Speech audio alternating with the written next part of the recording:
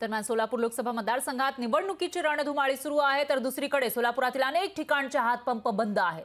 त्यामुळे सोलापूरकर पाण्याने त्रस्त झाले आहेत। त्यांना पाणी हवंय, पण हातपंप बंद पडलेले आहेत आणि बंद असलेले हे हातपंप दुरुस्त करा अशी मागणी सोलापूरकर करतायत। याचाच आढावा घेतलेला आहे आपले प्रतिनिधी वसीम अत्तार यांनी।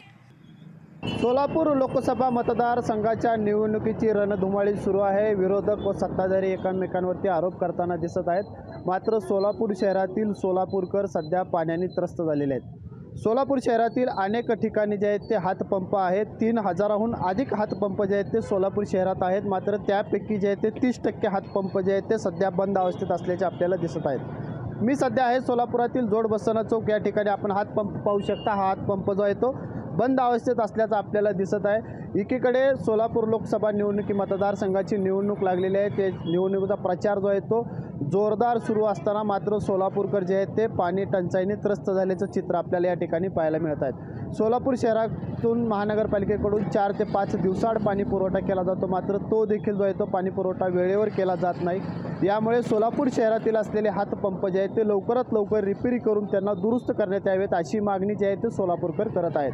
कॅमेरामन तोशिफसह मी वसीम अत्तार, लोकशाही न्यूज सोलापूर। लोकशाही मराठी ऐका, पहा, जागरूक रहा।